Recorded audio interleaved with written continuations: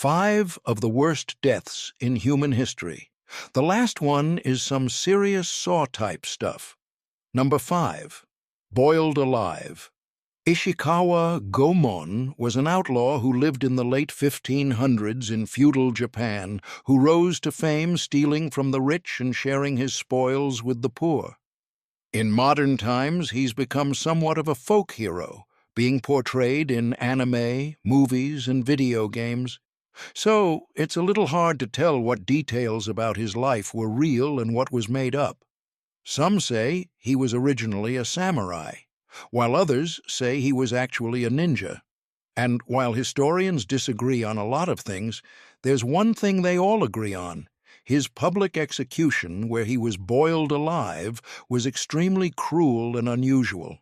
But first, let's get into how he ended up in that situation. Goemon lived in a Japan ruled by Hideyoshi Toyotomi, a powerful warlord called a daimyo, who would become known as one of the 3 great unifiers of Japan. Uniting a country of samurai and ninjas is a bloody business with a lot of collateral damage. And one story goes that Goemon's wife was killed in one of Toyotomi's conquests, which made him hungry for revenge. Another story says he just hated Toyotomi because he thought he was a dick and an unfair ruler. But whatever the reason, Goemon decided to assassinate the daimyo. On a warm summer night in 1594, Goemon snuck into Fushimi Castle, Toyotomi's newly constructed retirement palace, and made it all the way to the daimyo's sleeping quarters. As he slowly crept his way toward Toyotomi, he knocked over a bell that alerted guards, leading to his capture. As we'll see in this video, attempted assassinations of leaders usually do not end well for the would-be assassin. And instead of getting the standard samurai head chop execution, Goemon was instead sentenced to death by boiling, which already seems cruel enough. But as further punishment, Goemon's young son was also sentenced to be boiled with him.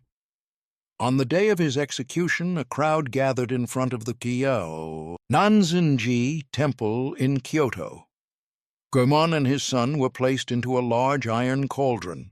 It was filled with water, and a fire was lit to begin the execution. As the water began to boil, Goemon desperately lifted his small child above his head in an attempt to save him.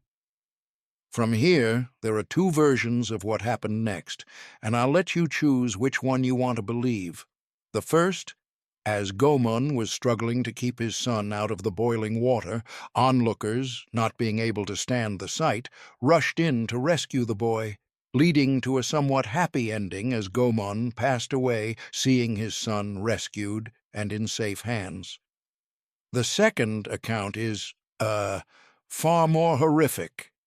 As Goemon painfully held his crying son above his head, he looked out at the crowd and realized that no one was coming to help them, and despite his best efforts, his son would ultimately perish that day as well. Upon this dreaded realization, Goemon plunged his child into the boiling water, killing him as quickly as possible, and then held his steaming body above his head again as a giant middle finger to Toyotomi and all the onlookers who did nothing. He stared out at the crowd until he eventually passed away, slumping into the boiling pot of outlaw soup. Yeah, did I mention that it only gets worse from here? Number 4. Mutilation Parade.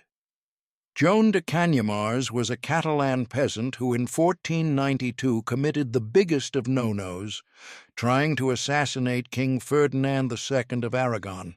And boy, did he pay for it. But first, some backstory. In the late 1400s, the serfs in Catalonia rebelled against their king, demanding their freedom in what's known as the War of the Remences. A serf, for people who have never heard the term, was kind of like a slave that couldn't be bought or sold and was instead assigned to work a plot of land no matter who owned it. The serfs, or remences as they were known at the time, actually won the first War of the Remences after a decade of fighting, only for nothing to really change, leading to a second war of the Remences, which ultimately got them the reforms they were looking for from King Ferdinand II. Kind of. They had to buy their freedom with a huge sum of money, but I guess at least that was an option. Anyways, in October of 1492, King Ferdinand and his wife Isabella, thinking everything was now cool with the serfs in Catalonia, traveled to Barcelona to conduct some official business. Things were fine for a month, and the king conducted his affairs from the royal palace. However, all this changed on December 7, 1492, as King Ferdinand was leaving the palace. Joan de Canyamars made his way through the crowd with a small sword hidden in his cape. Canyamars snuck up behind the king and out of nowhere violently cut him from his ear to his back. Immediately, a few of the king's men jumped on Canyamars and stabbed him 3 times before the king, nearly passing out from his injury, commanded them to stop and keep him alive for questioning. See, the Queen suspected that this assassination attempt was a plan the serfs and the entire city of Barcelona was in on, which immediately got people around Canyamars to be like, "Nah, he's crazy. He was totally on his own. Fuck that guy." Nobody wanted to be sentenced to the punishment this guy was about to get. In the torture interrogation that followed, Canyamars confessed that he heard the devil's voice every day telling him to kill the king, and if he did that, then he would become the new king. This let everyone else in the town off the hook, which I'm sure was a huge relief. For his punishment, Canyamars was stripped naked, tied to a pole on a cart, and wheeled around town. You may be thinking, that seems fun. A parade around the city. A little embarrassing, I guess, being naked and all. But oh no, we're again talking about the punishment for a royal assassination attempt here. It gets much worse. At each stop around the town, the executioner brutally removed a part of Canyamars's body. An official account of the execution, translated from Spanish, goes like this. First, they cut off the hand with which he hit the king, and then, with burning iron tongs, they took out one of his breasts, and then they took out one of his eyes. And then they cut off his other hand, and then they took out the other eye, and then the other. The blacksmiths cut off the breast, and then the nose, and the whole body with tongs, and cut off the feet. And after all the limbs were cut off, they took out the heart through the back. One source said he died after the second stop, but they kept going anyway until the end of the wagon ride, where he was stoned and what was left of his body was burned at a stake. Things like this make me wonder why some people think time travel would be a fun idea. Number 3. Molten Gold Valerian was a Roman emperor who ruled from 253 AD to 260 AD, a title that's usually pretty sweet. Power, prestige, the whole empire at your feet. But as we all know, with great power comes great opportunities to mess up spectacularly.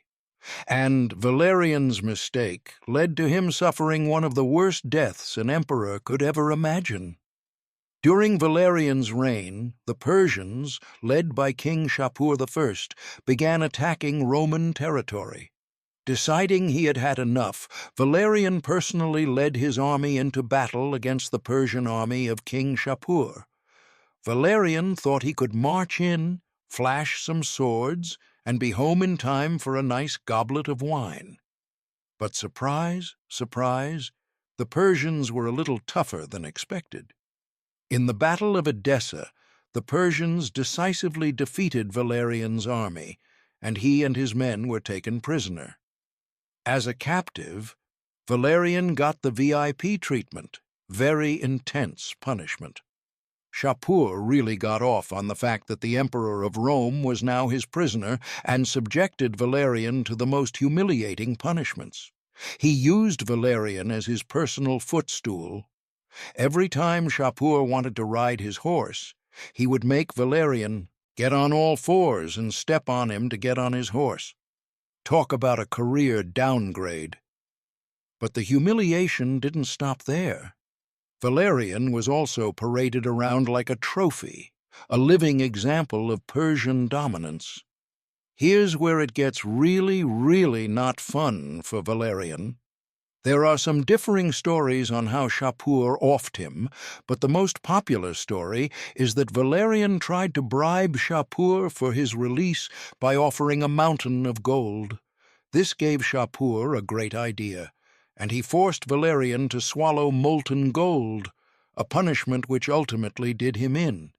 The second way people think he may have died was that Shapur had him skinned alive. Also terrible. But whatever version you want to believe, after Valerian was dead, Shapur had his skin stuffed and displayed him as a trophy animal that he would show off to guests. From ruler of one of the most powerful empires in the world to being a janky scarecrow, Valerian's story is one for your nightmares. Number 2. Roasted eggplant. Okay for this next one. I originally was going to talk about someone else, but it turns out William Wallace, you know, the guy Mel Gibson made the movie Braveheart about in the 1990s, died the exact same brutal way, which makes me think the English really did not mess around with executions in the 1300s. This death is absolutely horrific and so much worse than the one shown at the end of the movie. For those of you who didn't watch the wildly entertaining but historically inaccurate movie Braveheart, William Wallace was a Scottish knight who was a central figure in the First Scottish War for Independence in the late 13th and early 14th century. He led the Scots in many battles against the English, most notably in the Battle of Stirling Bridge, where he led a small army to a decisive victory over a much larger English force. Of course, by the early 1300s, he was declared a traitor to the English crown, which he argued didn't make sense because he never pledged his loyalty to the English king. But the king was like, roasted eggplant says what? What? Exactly. In August of 1305, he was ultimately captured and sentenced to death in a way that would be considered barbaric in today's modern society.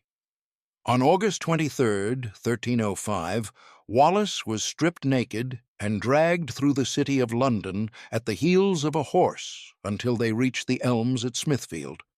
He was then strangled by hanging, but released, gasping for air, just as he was passing out.